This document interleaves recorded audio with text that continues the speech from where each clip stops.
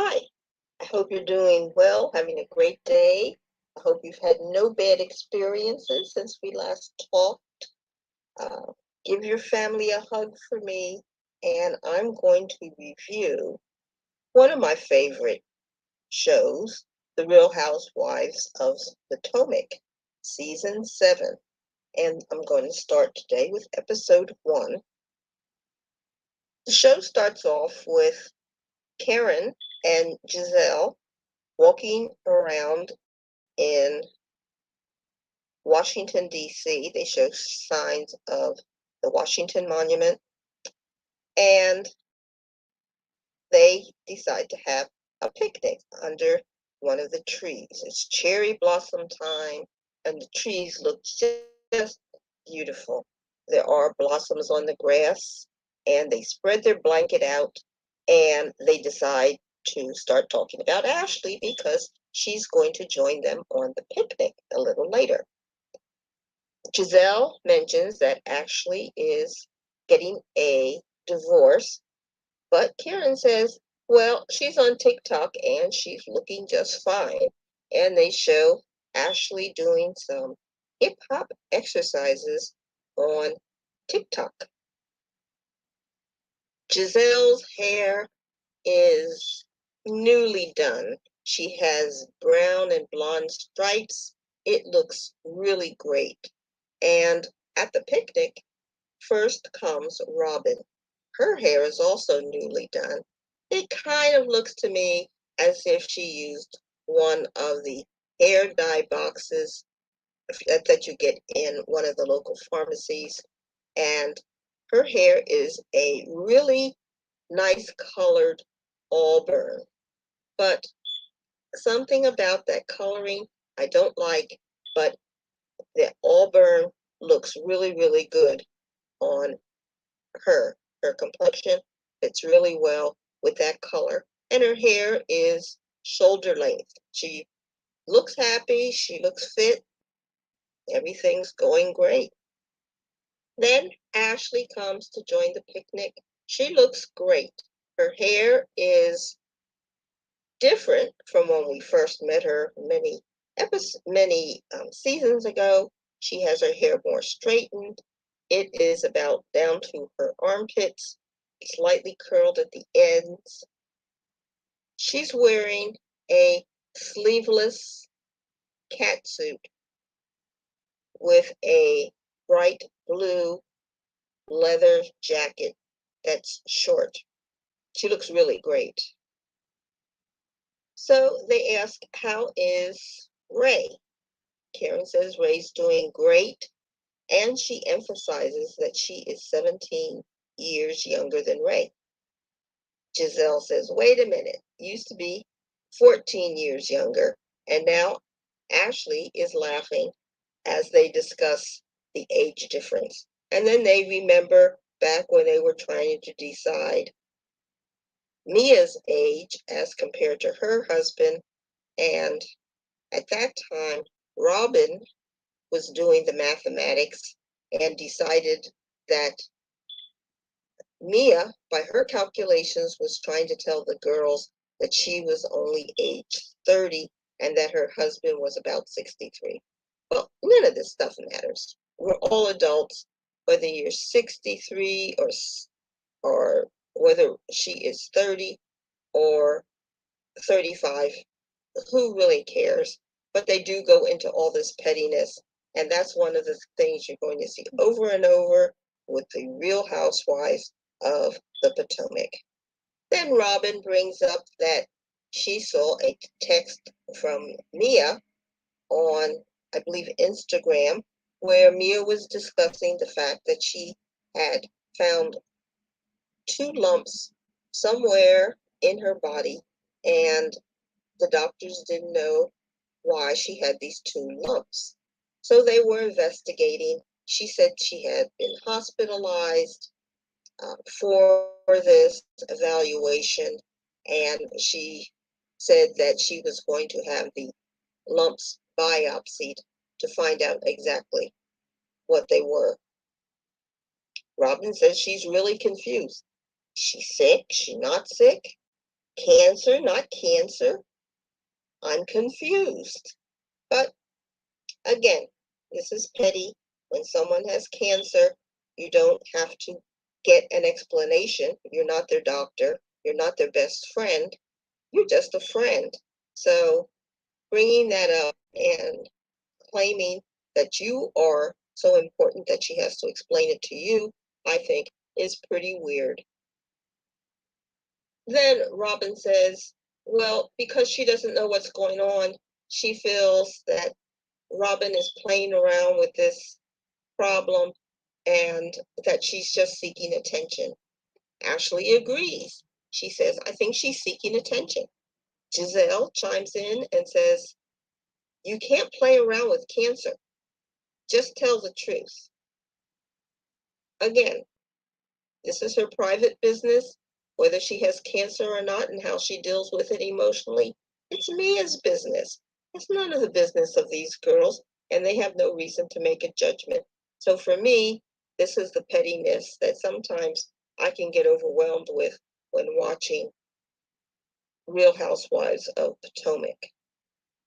Then Karen says, well, I don't agree with the way she made the announcement, but she supports her, and I think that's the proper thing to do. I think when somebody has an illness, not even cancer, you just support them through it because I'm sure they're having a lot of anxiety.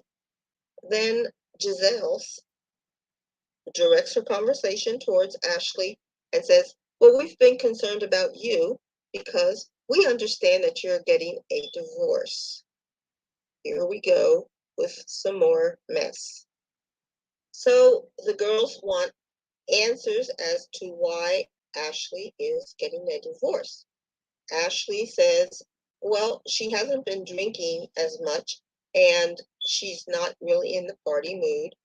So Giselle says, so the whole thing is you've been drinking and now you stopped and that's why you want a divorce? She said, no, well, she also didn't want to participate in threesomes. There was a girl who was interested in her, Ashley, and Michael was interested in the girl, but Ashley said she didn't want to participate in threesomes anymore. She says she's a mother now, she is feeling different, and that is kind of behind her. So they have been drifting apart. They even went to counseling therapy, and they show Ashley and Michael talking with a counselor, and they're discussing the fact that they are differing now in their desire to participate in their open sexual lifestyle that they used to have in the past. Then Karen says, well, let's get it straight. Are you separating or are you divorcing? And then Ashley says, well, you have to separate for a year in Virginia before you can go for a divorce. She says that Michael, when she said she wasn't interested in having threesomes anymore, Michael thought that was just temporary, that after she recovered postpartum, she would eventually want to go back to the old sexual lifestyle. Michael and Ashley have been looking at houses, and Michael has looked at houses that were quite expensive. Ashley was taken back that he was looking at such expensive houses. And she said they are going to buy the house in an LLC. So the girls are shocked by this because they say, well, when you're divorcing, you don't buy a house with your husband. Now, my feeling is the women that are here, Karen has never been divorced, as far as I know. So she doesn't know anything about divorce and divorce settlements, to my knowledge. And then there's Robin, who has a very financially insecure relationship with her marriage, and her relationship with her husband is very unstable. And then there's Giselle, who's in even worse shape. She has 3 kids, and she's been back and forth with her husband, who's a preacher, who's been, according to the news, involved in multiple affairs over time. And just recently, she decided to stop going back to him and actually seek a divorce. So none of these women would really be good advisors for Ashley as to how to go about her divorce or how to financially handle her divorce. So I think when you're being quizzed by people who are out of their league as far as their ability to give you advice that you can depend on, I think you just cut it short. But Ashley dives in and keeps answering their questions, and they keep generating new opinions. So Karen says she is feeling the spring spirit. She says, spring into new relationships, spring into whatever you want to do. And she decides she's going to have a spring into spring party. Giselle says, this is not an invitation to a party because this is not how you do an invite to a party. Then we see a little piece where that's coming up where, what's her name? Candice and her husband are in a car going somewhere and they're swearing at each other in a rather rude fashion. So it turns out that Candice and her husband, Michael, are going to see a fertility specialist. Candice wants to have her eggs or embryos preserved so she can have children in the future. She doesn't know when she wants to have children, but she wants to have the procedure now so that she has them available whenever she decides she wants to get pregnant. The doctor says, well, once we start this, you're going to have to be available for the shots. You can't cancel appointments and so forth. And then Candice looks at her husband and says, he has to get a better schedule. He has to be available.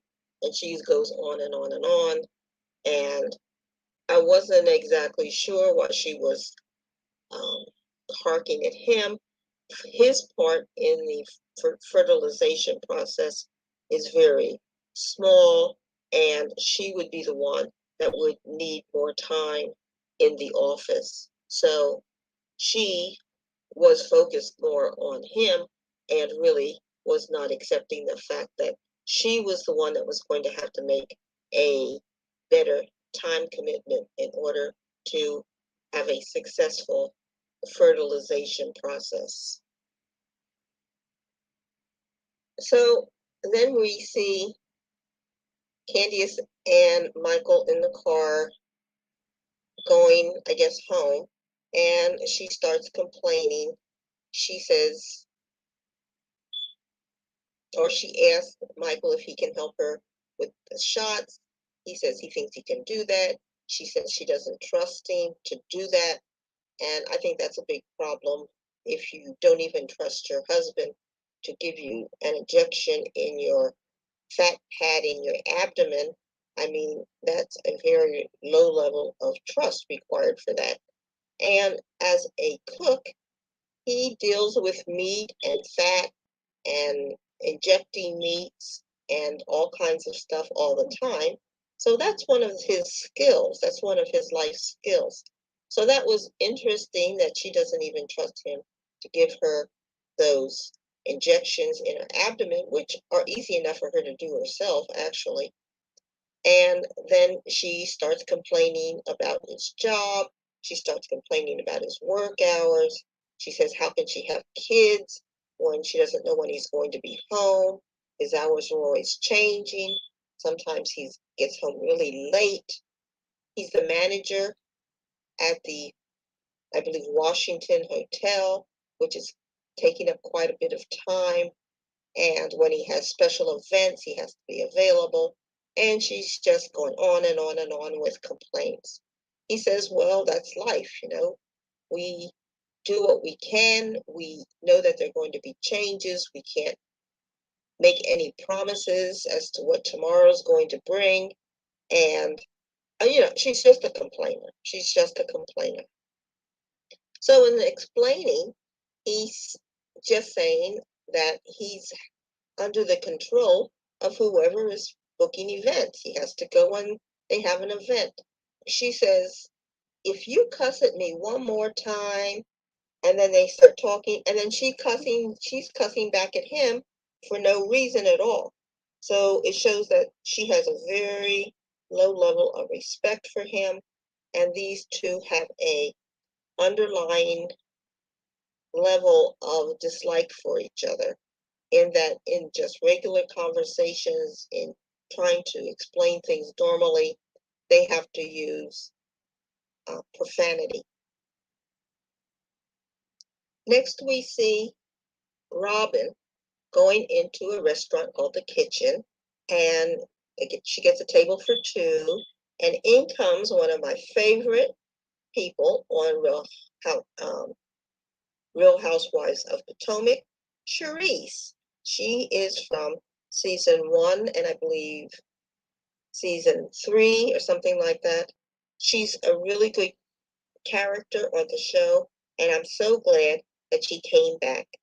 So Robin explains that Charisse is really the person who knew everybody and kind of organized the people to be in this program in the first place. And she is really the OG. So they're sitting down and they're talking about themselves, their relationships, Charisse's divorce. Charisse says she spent $500,000 getting her divorce from Eddie, and he spent about $1 million on his side on attorney's fees.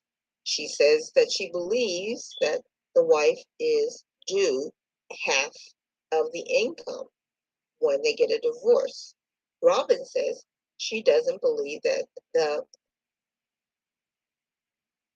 well, she's talking about her husband. So she doesn't believe her husband would warrant half of her income if they get a divorce. She wants a prenup, and she wants it set such that he gets less than 50% of her earnings if they should get a divorce. She does have two boys. So Robin goes over the fact that her husband has proposed to her again after their divorce, and they were going to try it again, the marriage again. And they showed pictures of her over 5 years in the past talking about whether or not they should proceed with this marriage. One of the interesting things you see is Wendy Osafu, who really doesn't like Robin. In a very phony way, she acts extremely excited when she sees Juan propose to Robin. So that was kind of interesting because she knew Robin the least of the group. So Cherie says, are you still planning to get married? And Robin says, well, that's not really the top of her list of things to do. And then they start talking about the prenup. So next we see Mia and her husband, and they're planning a party for their family. His family members are coming, her family members are coming, and their kids are there. And so she's talking about she moved to Potomac. She's now the neighbor of Karen, and she is renting a house in the area. So she says her house rents for $10,000 a month, and she says she did about $65,000 worth of fix up on the house. So they're cooking and having a nice time. Mia's mom is there, and she has a very concerned look on her face and a stressed look. She looks very stressed. And of course, Mia and her mom had been not talking to each other for a long time, and that her mother had a history of, in the past, of drug use and some other issues. So they're trying to build a closer bond. And so that's why she's talking, and her mother is there for this house party. Her mother asks about the health problem that Mia was talking about. And Mia says, yeah, she's got the biopsy and they have to check to make sure it's not in the lung. And I assume she's still waiting for the test results. Then we see Karen coming, and she and Ray are coming to the party. He bought a bottle of wine, and they have a nice greeting. And Mia looks at Karen's chest, and Karen says, yes, she had her breasts lifted because she didn't want them sagging. So Mia introduces everybody to her family, and Karen says, well, what's it like? What was it like being with Mia? And one of the girls said, she's fine, but she has a monkey voice that she does. Karen says, a monkey voice? Show me the monkey voice. And so then Mia does the monkey voice. And what's surprising to me is that how do you even know you have a monkey voice? It's not something that somebody would normally do because it's kind of stressful to do. But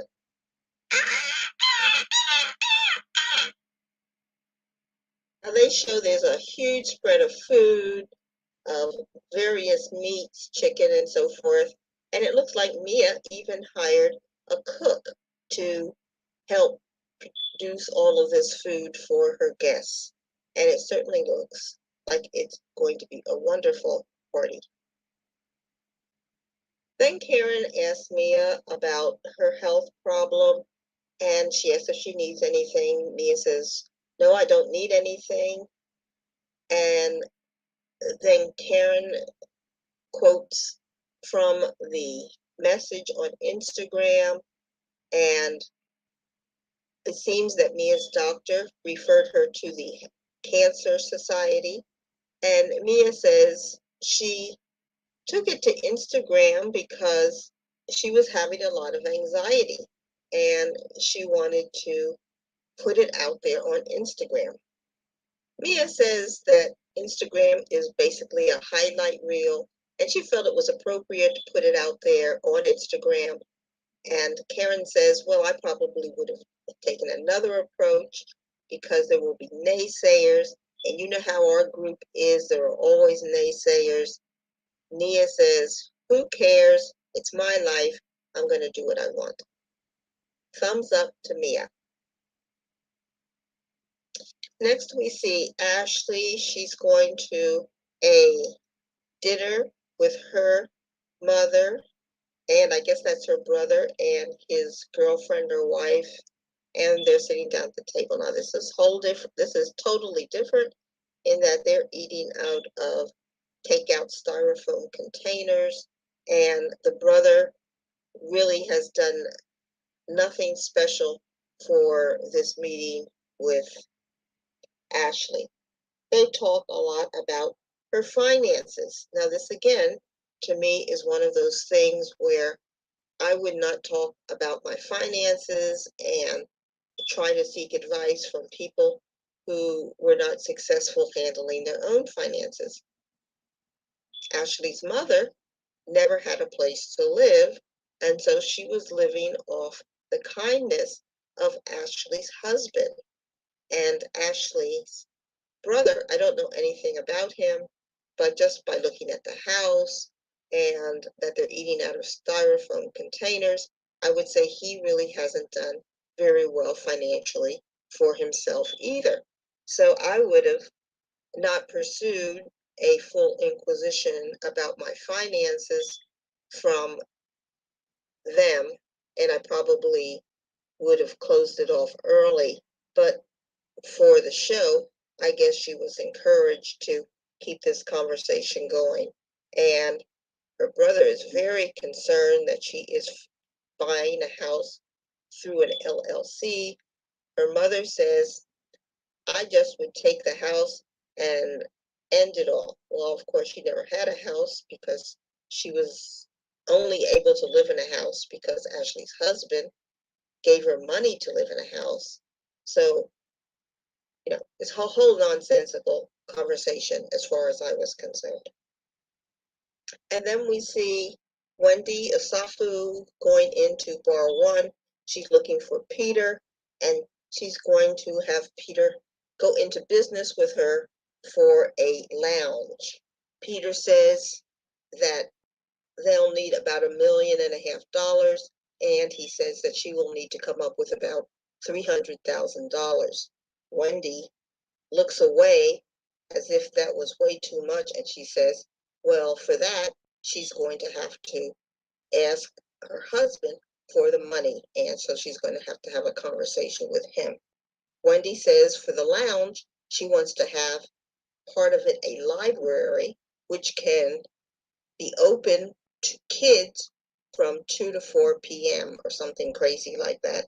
And Peter says, no, you can't do that with a lounge. That's not the way a lounge works. So she has absolutely no understanding of a lounge or the business, and she doesn't have the money. So I don't understand why in the world this would be her business. He said she would own about 20% of the business from investing 300,000. Now, I don't know if she realizes that it's going to take additional money. The 300,000 is just the start, and then anything that you run into that requires more expense, she would have to pay 20% of those costs too. And he said it would take about 2 years before she would see any income from her investment.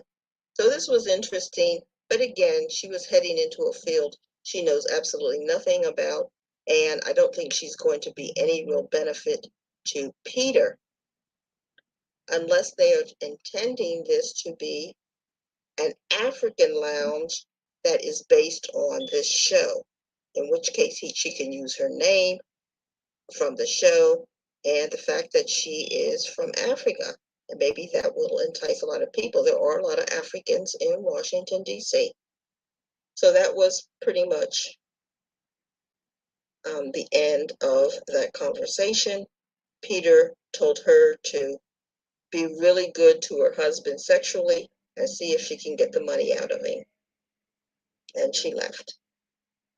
Next, we see Giselle, and she's showing her house fixed up. She shows the new entryway and so forth. And she's quite happy with how the house came out. She has her two daughters, the twins, come out, and they look really cute. Now, Giselle has some great kids, and so they make their appearance for the season. Giselle asked them what she should wear to Karen's spring party, and she pulls out 3 jumpsuits that they can choose from. So the kids give her the okay on a flowered one.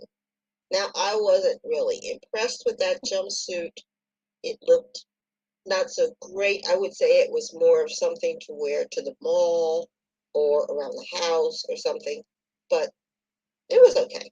So she picked the flowered jumpsuit, and then we see Karen at this rental space for the party, and it seems to be near the Howard Theater in Washington, D.C., and it's upstairs. And then it's raining. It's supposed to be very nice and spring-like, but it ends up raining. So the place looks very nice and it's nicely decorated.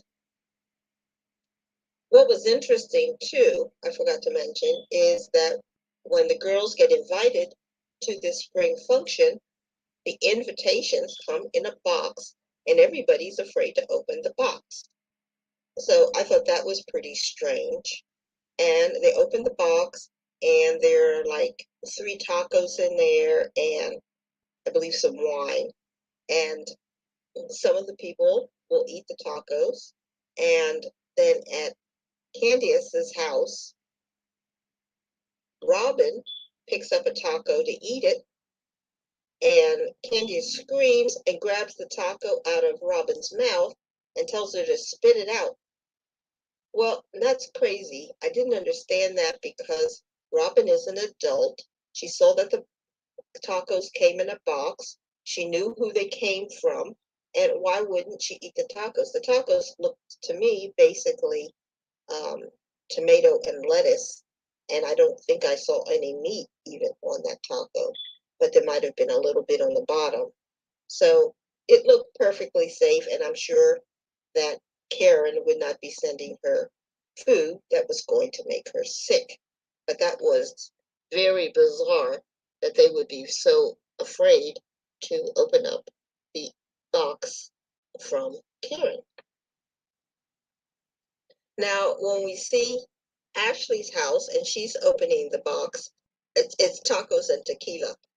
When she's opening the box and she has her son there with her when she's opening the box, you could see that Ashley's house has turned into a mess. She used to live in very nice places, and her husband always kept it very nice and neat. Ashley, with the children, has turned the place into a real hoarders, kids junk pile with toys everywhere. And you can see that even in this small shot where they're trying to show you the invite to Karen's party. So back to the party. Karen says the party is celebrating the fact that she is turning 59 and that it's spring and that they all survived and they are alive after COVID. So she is coming with a great attitude and wants to be able to even dance a little at this party. Giselle comes in her floral jumpsuit. And for me personally, it reminds me of a pair of pajamas that I have for the winter. And so every time I see her in that jumpsuit, I think of my pajamas. But anyway, Giselle comes in and warmly greeted, and everybody's greeting each other. I really like this scene because it shows a lot of people that these ladies know outside of the show. It shows the real best friends, it shows other relationships, and it really expands the show to make it even more open and normal looking. Now, I did not see Charisse at this party, so I was kind of surprised that Charisse was not there. But Charisse was mainly a friend of Giselle and Robin, so Karen might not be close to Charisse, and maybe that's why Charisse was not at the party. One thing I also like is that they introduce us to Jacqueline, who is a best friend of Mia's.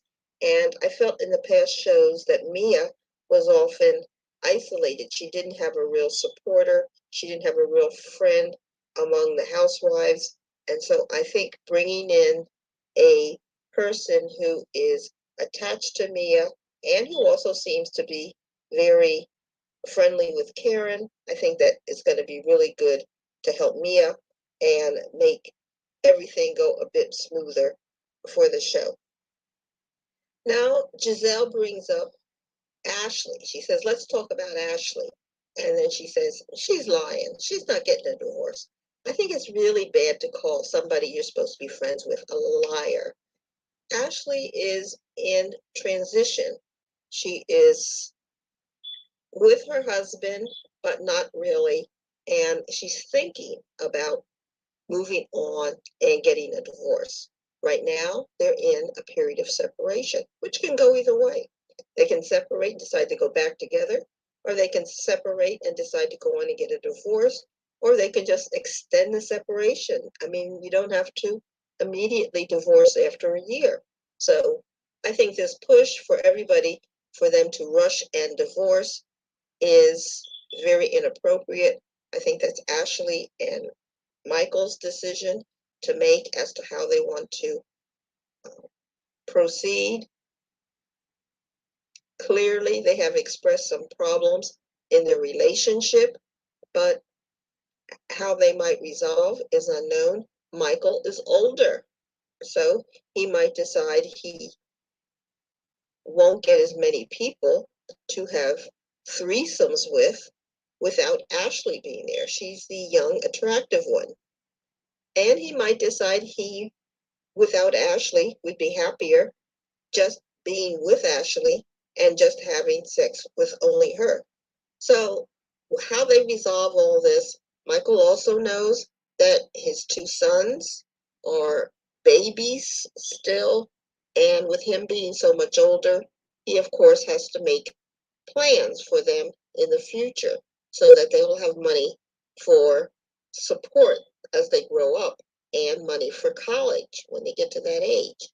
Ashley says she has never paid a bill while she was with Michael, and she doesn't know anything about her finances. She doesn't know how much money she needs in order to support herself, much less the kids, and she doesn't know anything about taking care of bills that might be related to her getting a house. So I don't think pushing her into a divorce when she has so many questions that she needs to answer for herself, and she has so many things she needs to investigate.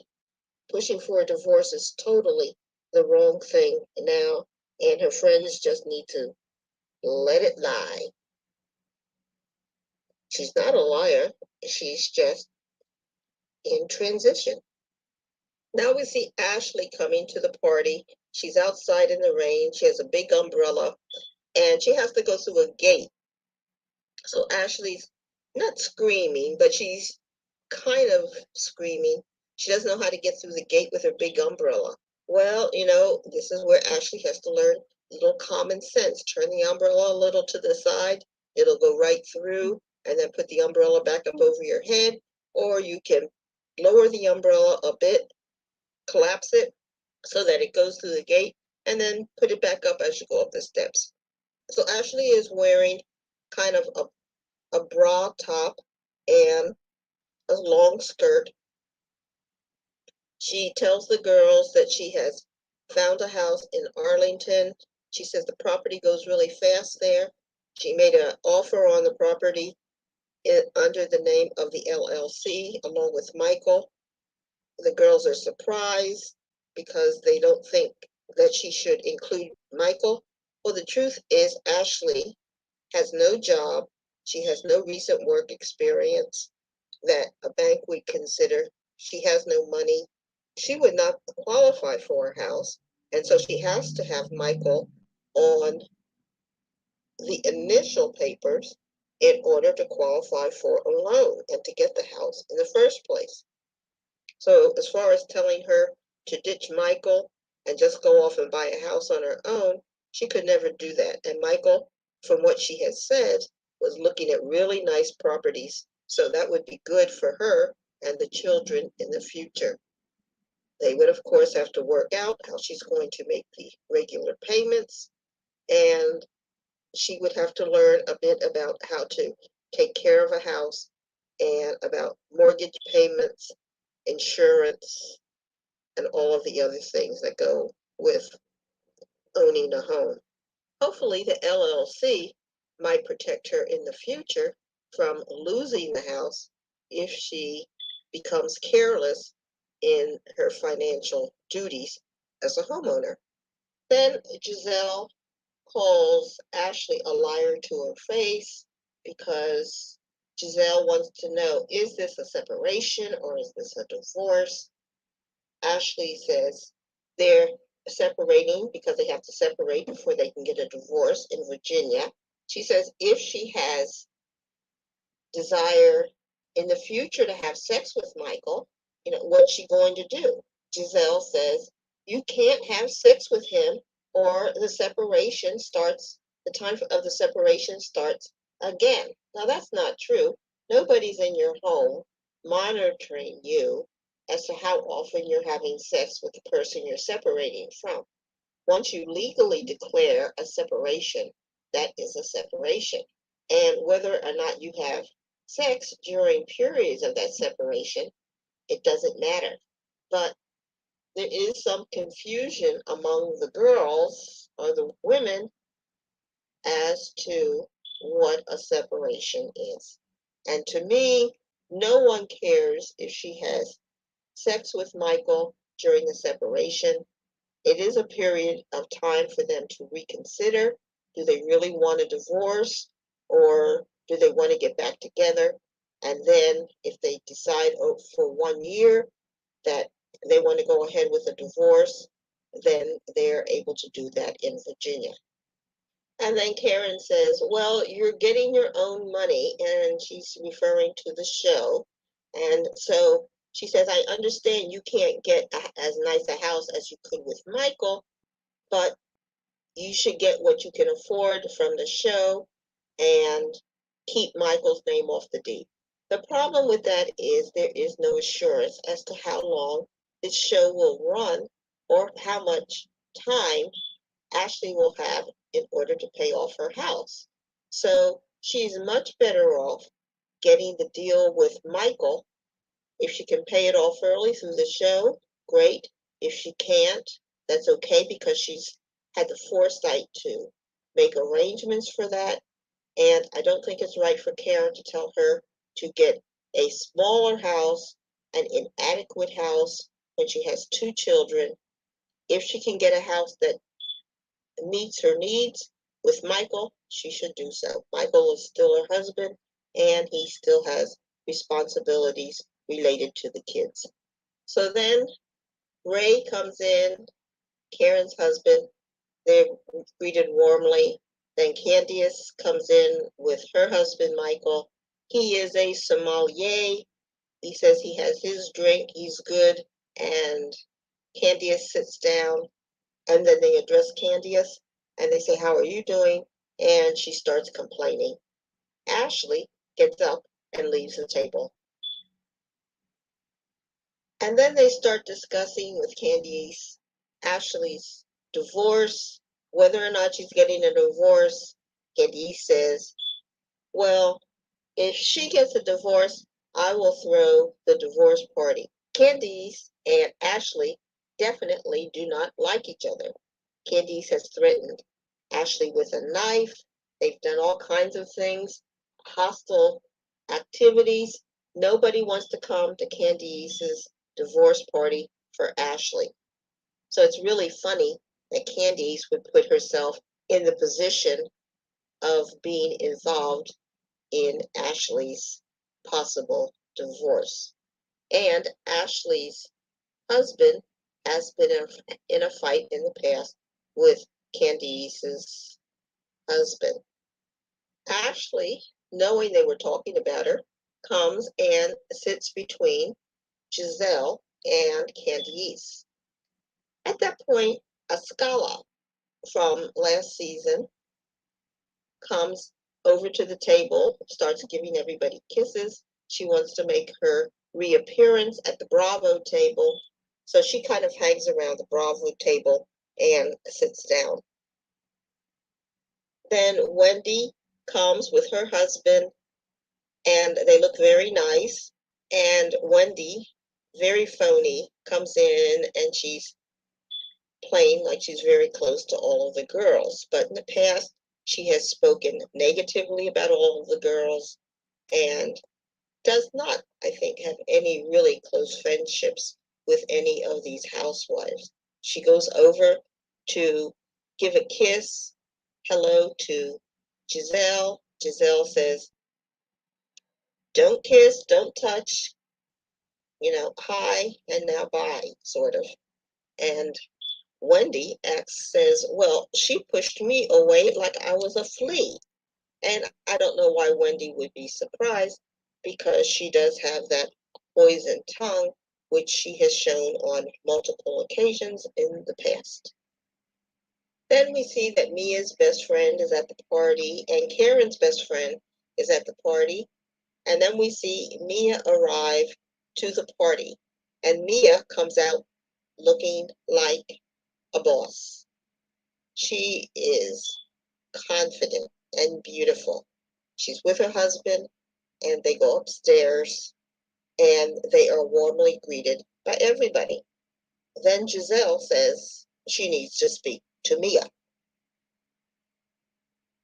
And then Giselle says, so what is this? Cancer? No cancer? What does this look like?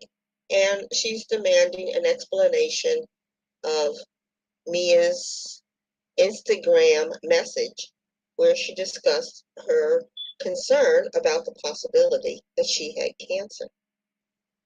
And then Giselle accuses Mia of just putting those remarks on Instagram because she needed attention.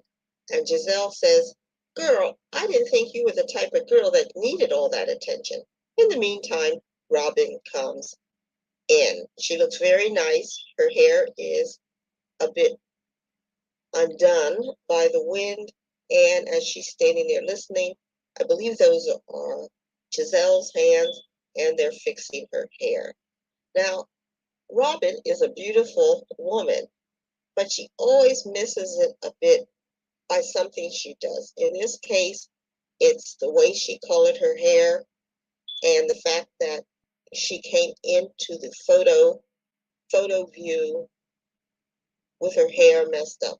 She needs to travel with an assistant or somebody who's going to make sure that the I's are dotted, the T's are crossed, and she just looks less messy when she comes because she has it all. She just has to get it a bit more organized.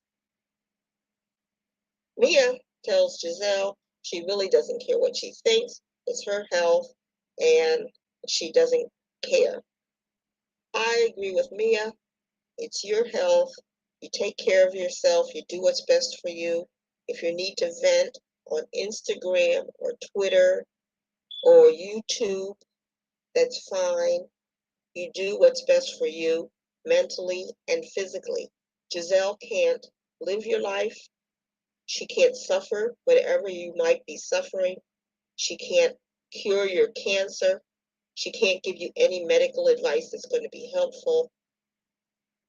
Who cares what Giselle thinks about how you are handling your mental concerns? Nobody. And that was basically the end of episode 1, Real Housewives of the Potomac, season 7. Please like and subscribe.